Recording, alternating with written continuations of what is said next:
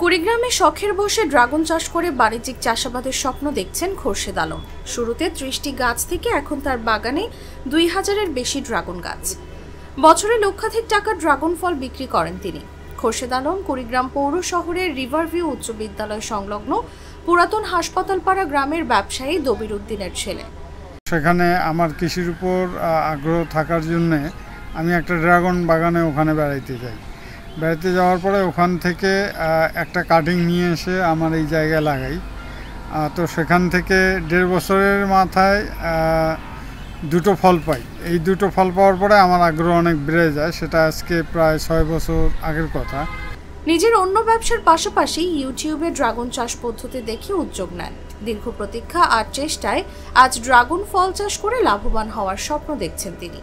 খোরশেদ আলমের সঙ্গে কথা বলে জানা যায়, থাইল্যান্ড বেড়াতে গিয়ে ড্রাগন ফলের বাগান দেখেন। সেখান থেকে ড্রাগনের কাটিং এনে প্রথমে ছাদে একটি ড্রাগনের ফলের চারা রোপণ করেন।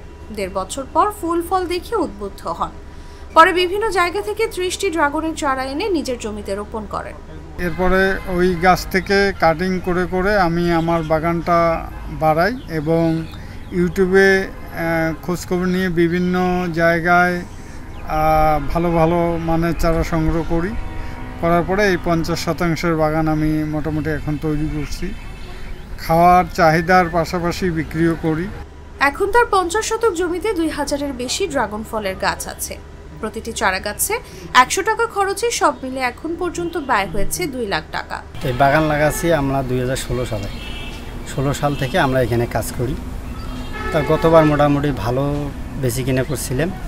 এখন মনে করেন যে আবহাওয়ার কারণে একটু খারাপ হয়েছে। আমরা এখানে ৩-৪ জন কাজ করি। ফল কাটি, কুশি দেই, কুশি কাটি, আপনার ঔষধ দেই, নাইটো।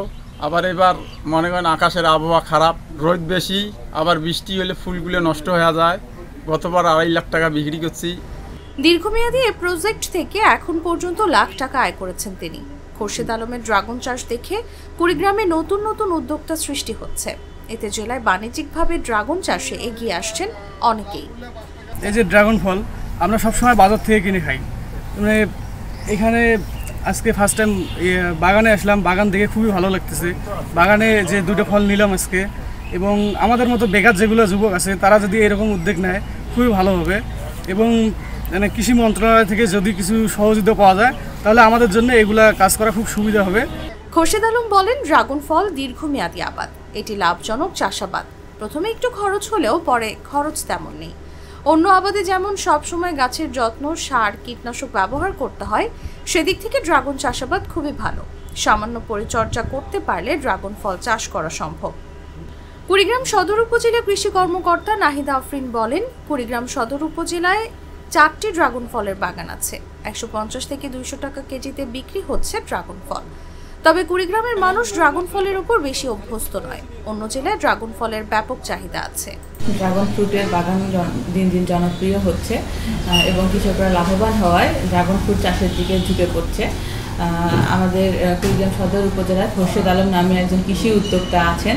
তিনি প্রথমে ৫০% জমি দিয়ে ড্রাগন বাগান শুরু করলেও তিনি লাভবান হওয়ায় বর্তমানে কিন্তু উনি বাগানটা এক্সটেনশন করেছেন এবং প্রায় ৮০% জমিতে তার এখন ড্রাগন ফ্রুট চাষ হচ্ছে। ফলগুলো অতি মিষ্ট এবং সুস্বাদু, আমরা এটা দেখেছি এবং কৃষি বিভাগ সবসময় তাদেরকে পরামর্শ দিয়ে আসছে যাতে করে ড্রাগন ফ্রুট চাষে যারা কৃষি উদ্যোক্তা আছে, তরুণ উদ্যোক্তা, তারা যেন লাভবান হতে পারে। শিয়া বাটার ও ভিটামিন ই সমৃদ্ধ lily glam beauty soap. Lily, always beautiful.